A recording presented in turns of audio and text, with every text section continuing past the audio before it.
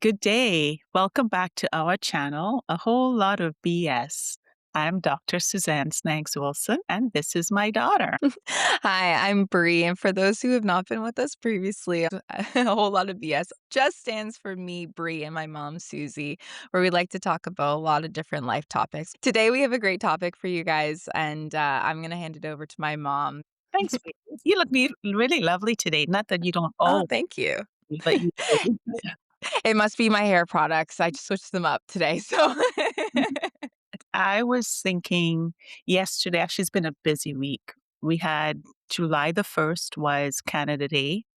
July 3rd was Brandon, my son's birthday. And then July 4th was the US 250 anniversary. wow. And so there were fireworks everywhere and people were celebrating. And it reminded me that we're so blessed to be able to have these celebrations of life, celebration of our countries, our democracies. And with that, today, I thought we can talk a little bit about living in gratitude and 7 steps to happiness. To do that, I'm going to use an excerpt from my book, and the book is called A Walk in Her Shoe, and it looks at 7 simple steps for living in happiness and gratitude, and it's available on Amazon. Ooh, ah. So, when we talk about living in happiness and gratitude, the first thing we need to look at is, for example, our relationships. And that's so important because we want to avoid toxic relationships. And what are toxic relationships? Well, we believe any relationship where individuals are leaving you unheard, leaving you overlooked, taken for granted, emotionally drained, undervalued, even disrespected, mistreated, depleted, that is a toxic relationship. And so we want to avoid those sort of persons around us. Would you agree, Brianna? Yes. So, funny that we are talking about relationships and Canada Day. So, I have a quick story, which is fun kind of to add to this topic. But I do agree that surrounding yourselves with very positive relationships, people that, you go through these life changes with, or even moments with where you look back, it's like, okay, thank God I was with those people because it could have been a whole other story if I was with other people, right? Absolutely. And so, I don't know if I told you this already, so this might be the first time you're hearing it, but our experience on Canada Day was insane. So, we we like to make it a tradition where me and my fiancé Trey, for those who don't know, he's been on other podcasts. We went up to Grand Bend Beach. That's a beach in Ontario in Canada, right?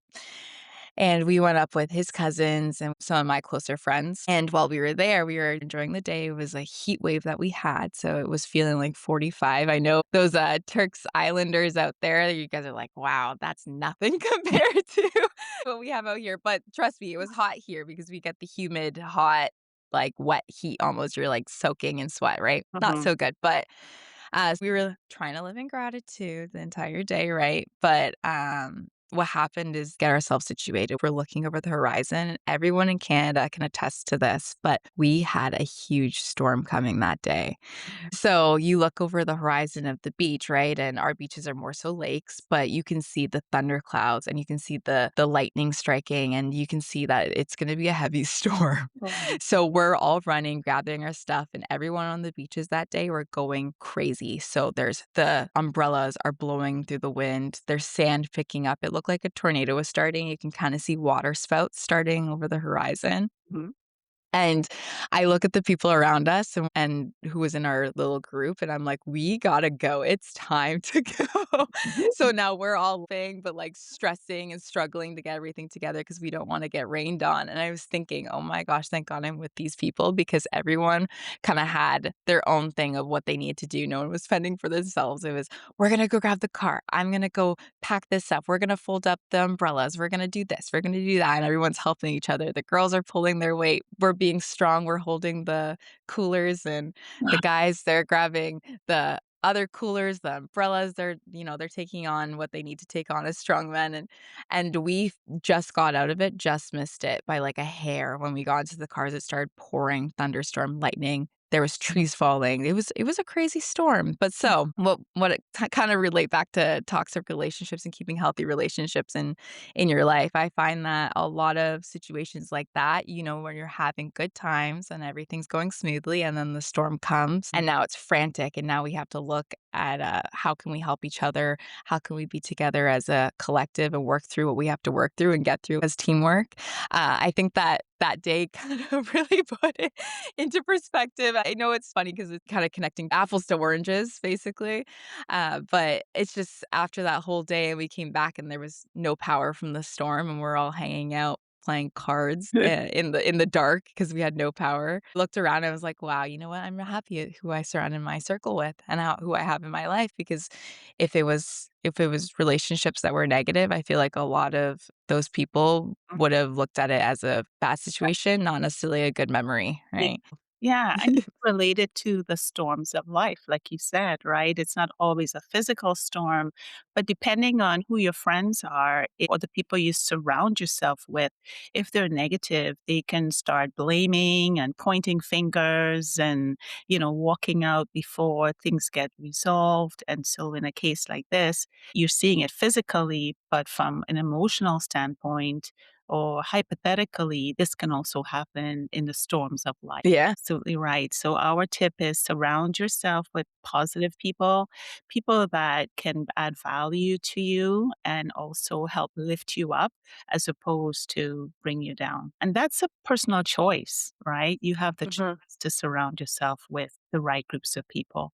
So, we're leaving the first challenge is from the book. You need to list those toxic relationships in your life that should be avoided, and that will allow you to stay in peace and stay in gratitude. And on the same token, maybe you can make a list of people who are positive that you want to get to know better so you can attract them in your life. I like the reflection parts. I like that you leave an area for those to reflect on what they thought about within that chapter, Mhm. to look back on, and I think that's awesome. It's like a little diary. That's what it is. It's a journal, really. So, as you know, I journal every day, and I journal because I like to give blessings back to God, and it helps me have a visual to write down what went well in a day.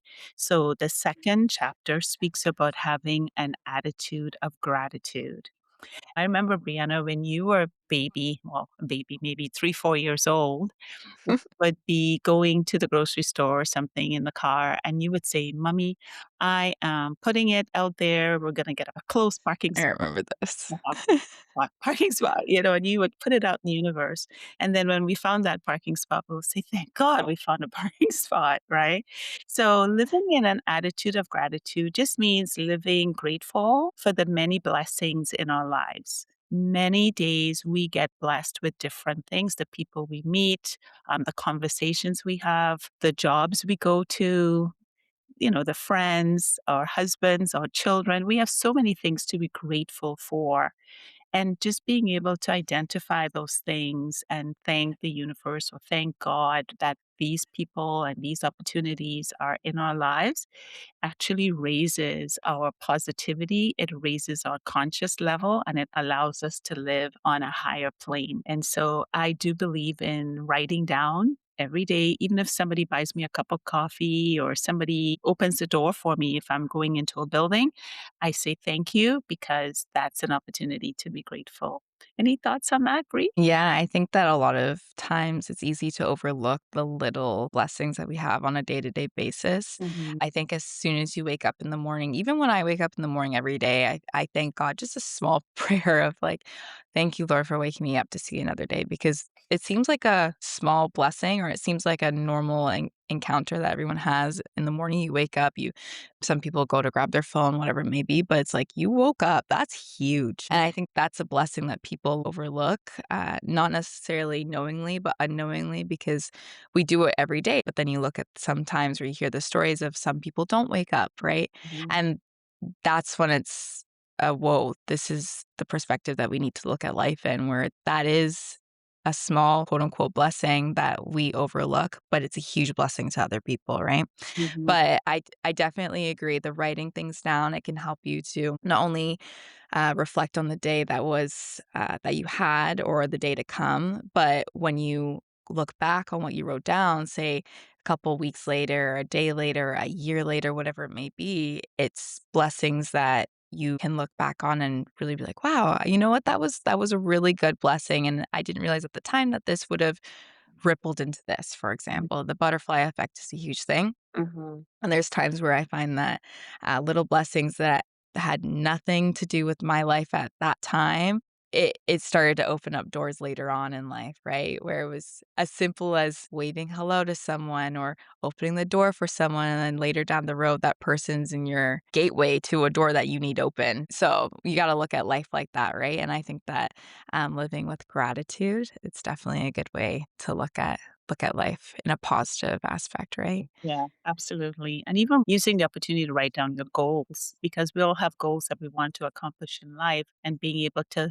thank God for achieving those goals before you even achieve it. Can you imagine? Like, thank God for his blessings that he's pouring into your life before you even got it. I mean, that's Right. living in faith, right? So, Yeah.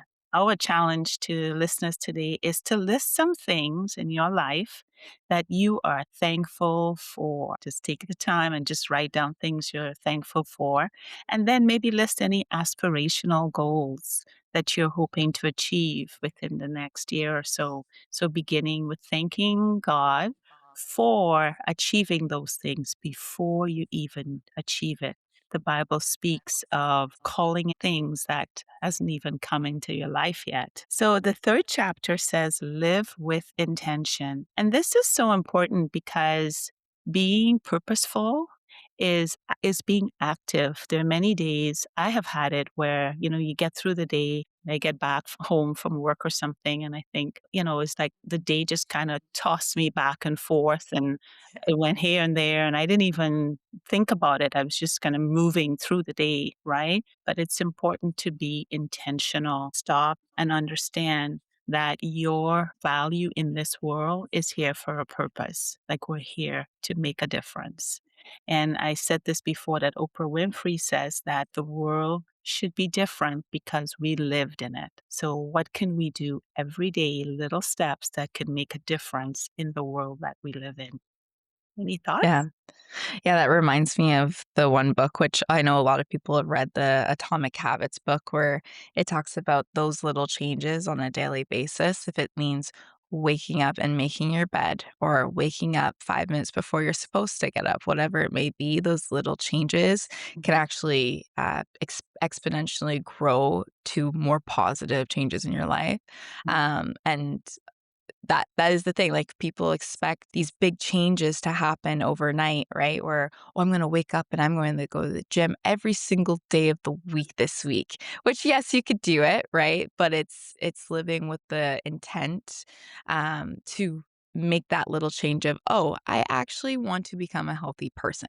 That's the Mhm. goal at the end of the day, right? What does that look like? Maybe it's going to the gym every day of the week. Mhm. Yes, but giving yourself the, if I don't go to the gym every week, but I do go to the gym maybe 3 times a week, or maybe I'll go once this week and I'll start going twice next week, whatever it may be, just giving yourself, that time to make those little changes, because those little changes will end up being larger outcomes at the end of the day, which I do agree. It's nice that, the book highlights that for sure, to live with intention, because I think that just the continuous striving to get better every day, can also make you look at life a little differently as well, because not only are you, setting those goals, right? But now, instead of living from, I want to get to this destination, it's living within the journey as well. It's so true. And they do say that life is the journey, not necessarily the destiny. And I know over the years, I used to just focus on the destiny. So, for example, if I was doing a course or something, I would be just thinking about, once the course is over, I'll have a certificate or a degree or something, but not enjoying the process, meeting with other students, getting to know their stories, collaborating with them. Those sort of things are important as well, right? Not just the end of the course. The other thing is, I love to keep not just a journal, but do an agenda. And it's so important to have an agenda in your day. And that agenda may include, like you said, going to the gym, taking time to read your Bible, maybe reading a book or something, but also paying it forward. thinking of how could we mentor others, taking that time and saying, once a week, I'll go visit somebody at the hospital, or once a week, I'll mentor a young person. Those sort of things are intentional and it helps us give back to society in a positive way.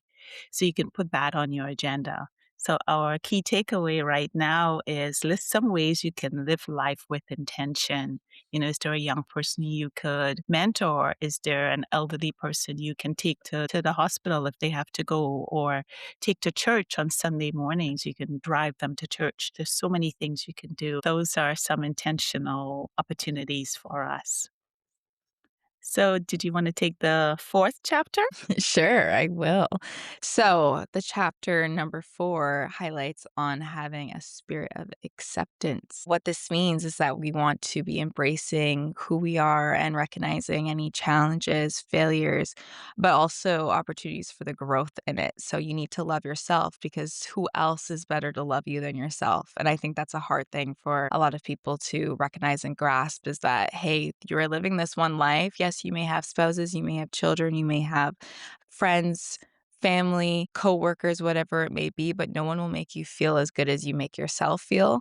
And switching your mindset, switching the way that you treat yourself. If you treat others better than you treat yourself, that's a reflection of yourself. You should not be doing that. I am my number one priority, and that's not saying to be selfish, but that means that if I can put myself first and I can love myself heavily, I am loving God's creation, but I'm also learning to love without condition, and that can be also pushed forward to other people as well. I think that we are our hardest critics on ourselves. It's true. I think we tend to be critical of ourselves and how many times, like you said, you get up in mornings and you look in that mirror and you go, "Oh no, there's a wrinkle here," or Yeah. "Oh, I can't believe I look this way today." There are ways to self-love. What does self-care look like? It could be taking a walk on the beach, which I love doing. I live on Yeah. Base Bay, which is the number one beach in the world. I'm putting a plug there for Turks and Caicos. So beautiful. I remember the first time when I moved here and I went for a walk on the beach. First thing in the morning, no one was there yet, and the tides were coming in and out. And I thought to myself, if we were to go to heaven, what would it really look like? And to me, Mhm. that's heaven, to be able to see creation, that massive ocean, beautiful turquoise color that, we have access to just freely. That's heaven. So Mhm. little things like that. We'll take a walk in the park or go to the zoo, do things, go have a manicure, a facial. Those Oh, little yeah. to help you feel at your best and to love yourself. And I always say, put on the oxygen mask first, because if you don't put on your oxygen mask and fill yourself and fill your spirit, you can't help any other person. Mhm.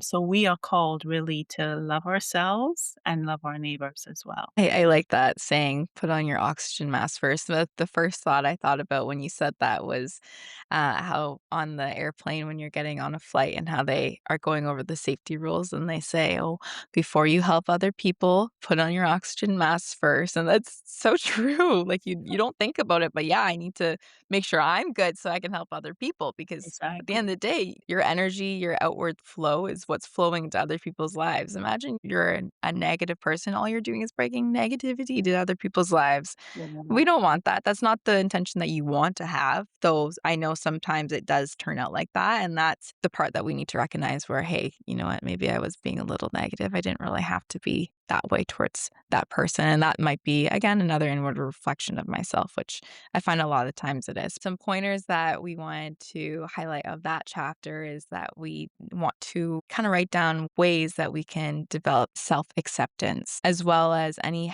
self care habits that we can practice regularly, whatever that may be for yourself that makes you feel good. What are those habits that you can practice? And then celebrating the personal growth. How will you do, or what will you do to celebrate that? If it's uh, eating a cake, if it's throwing yourself a party, whatever it may be. I know when I'm celebrating my personal growths, I like to buy McDonald's.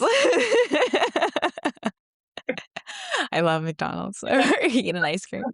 I love it. I usually have a glass of red wine.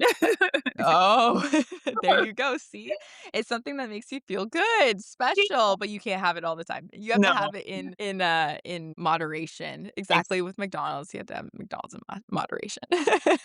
for sure, for sure. Our next tip or step is declutter your life. And decluttering is such a hard thing to do because, and I know because I've moved so many times, and every time I move, pack up all our boxes and move to a new house. And I swear some of those boxes never get opened. Like I have boxes that I've moved from 10 years that needs to be decluttered, right? Yeah. Committed to I don't have to be I'm not gonna be a minimalist like my son, but I do believe there's opportunities to declutter. So I've been starting to do that. I've been putting some of my clothing and, washing them, putting them in bags and dropping them off at the Salvation Army, which allows us to give clothes that no longer serves us, but it can serve someone else.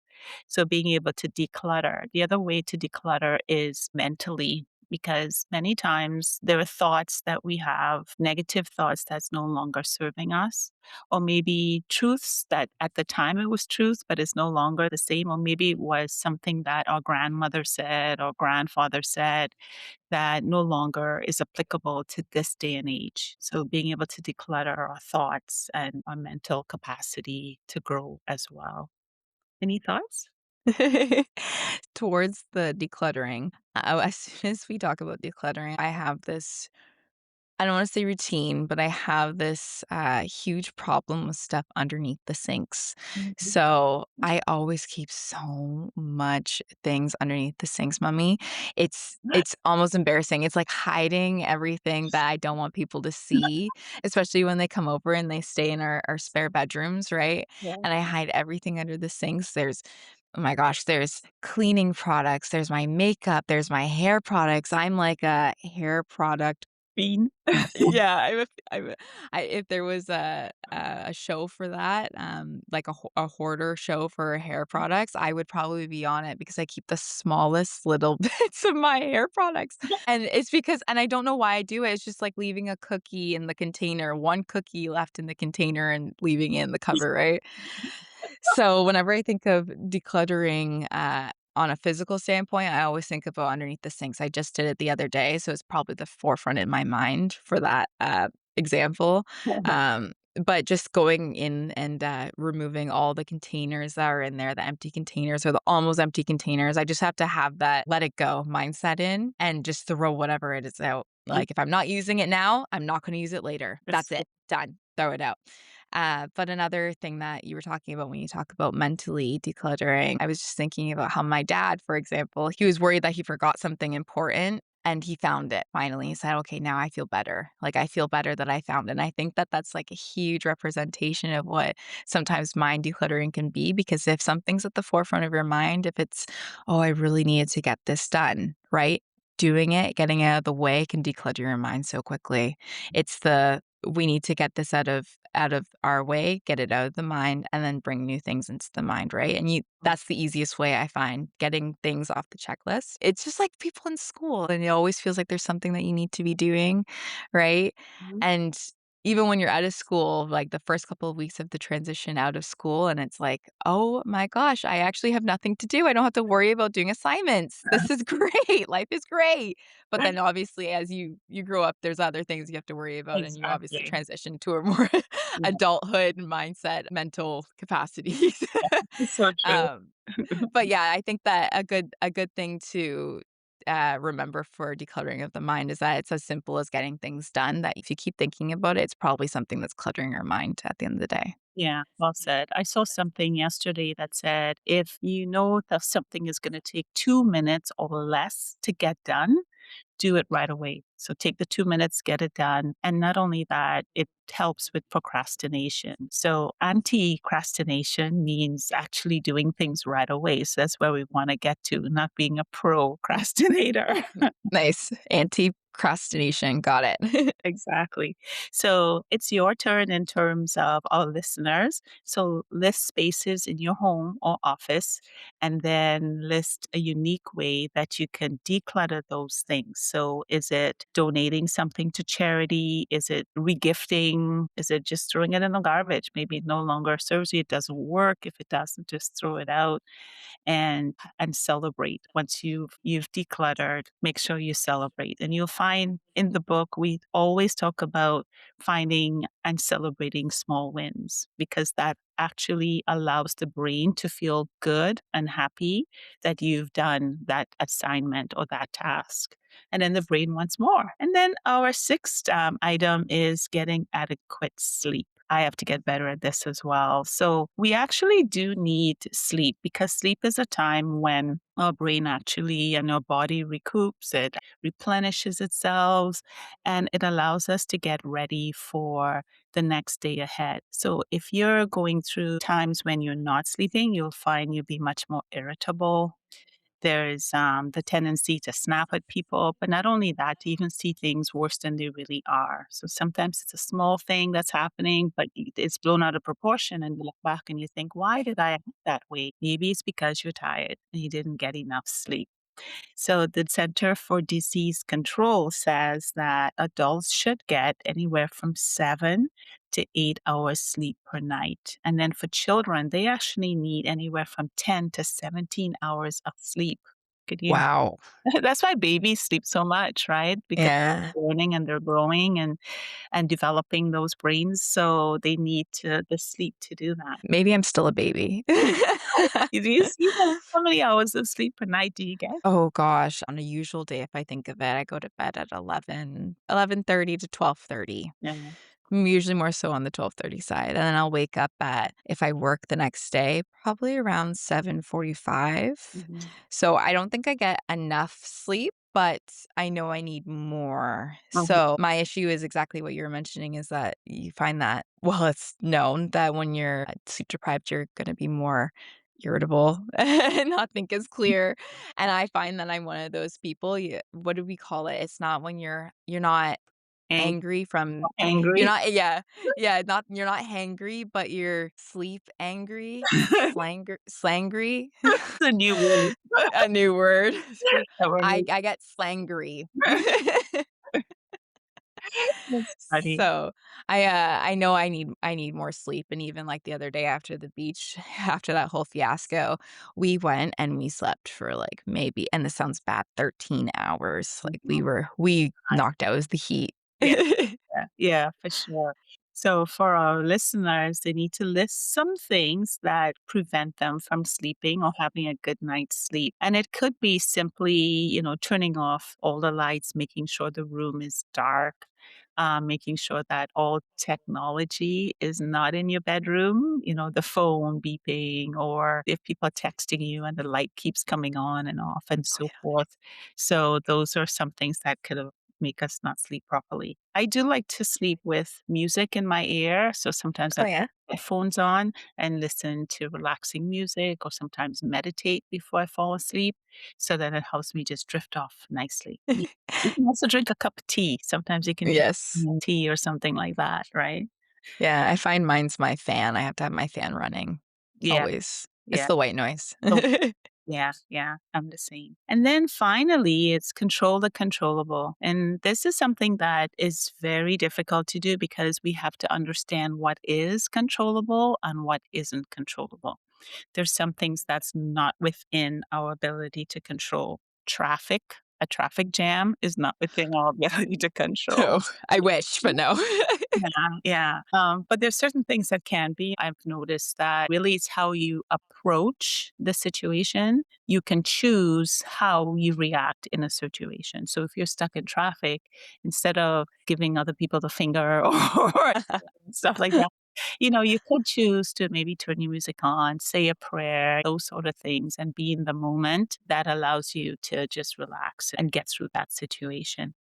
Any thoughts about controlling the controllable? Yeah, back to the traffic situation, I find that not necessarily in traffic, but I find that I have my most joyful moments in the car, and I think it's because I don't know why, but for some reason, my joy and music are very correlated. So, like, there's times where there's music on and, the sun's just hitting right when you're in the car, if it's sunset or it's sunrise, whatever it may be. Mhm. And it makes me feel so happy that I almost wish that my drive was longer. So, I am not someone who gets upset in traffic because I actually do like being in the car. But I do definitely think that controlling the controllable is something that would be awesome to have at the forefront of the brain at all times. Realistically, it is harder to think about because at the end of the day, what is controllable? But life is technically a game, and you have to play it right. So, if it is, I'm always feeling like I'm tired in the mornings, get more sleep. Mhm. If it's, I am always getting late to work, or I'm always running into issues before work, or whatever it may be. Maybe I have to wake up earlier to avoid all that to get to work on time, whatever it may be. Right. Um, I think that controlling the controllable, you can be creative with it, Mhm. right? So you may not be able to turn the cake into a pie, but maybe you can put maybe a little bit of whipped cream. So you are turn your lemons into lemonade type thing. Yes, Yeah. but in this case, maybe you can use the lemons differently. Oh, that's a good idea. So Yeah, it's some a different way to use things. So okay, yeah, that makes yeah, that's like thinking outside the box. I agree. yeah. Get creative. Get creative. So with the controllable, there's three things I usually say from my art model, which I developed. Number one is building an awareness of what is it that actually causes you anxiety, frustration, or even grief. Because many times, for example, like you talk about music, sometimes a song's playing and suddenly you find yourself not feeling happy and you don't understand why, but maybe that song was playing at a time in your life when something was going wrong and now your brain is associating that song with that time. So Yeah. just being aware of it and what could cause it. You're going to say something? No, I was gonna say, wow, yeah, that is true. Exactly Mhm. what a lot of people don't think about. That's Yeah. true. I agree. And then the other piece is check your reality. Is it really the situation? So sometimes we think things in absolutes. So, for example, if you're having an argument with your spouse or your boyfriend or something, you go, "You always do this." Well, do they really always? Maybe once. Yeah. And then you're blowing it out of proportion, right? So, watch those absolutes. You never help me. You always make me feel bad. You never, those sort of things, and understanding it's not the sky is falling, it's just maybe this situation that you need to deal with and not explode it into a bigger situation. And then finally is the choice to change. So we all have choices, like you said, maybe reuse, reassess, reinvent, Yes. thing that could help you manage and control the situation. So we're going to say list some situations that are causing you grief currently and list situations that you're able to choose to change. Nice. I like that we could go through all the chapters of the book. Obviously, there's so much more that goes into it in the book, and having that area to write things down and really reflect. But yeah, I like that I feel like I learned more about the book today than I have in the previous years of knowing about the book. I'm going to share it. See, it's called A Walk in Her Shoes, and it's available on Amazon with Dr. Suzanne Sneggs Wilson and Stacy McGinley Kelsick. So Awesome. that's it. Thank you so much for joining me from all the way in Canada. And I really look forward to our conversations. Love you, mommy. We'll talk later. Take care. Bye bye. Bye.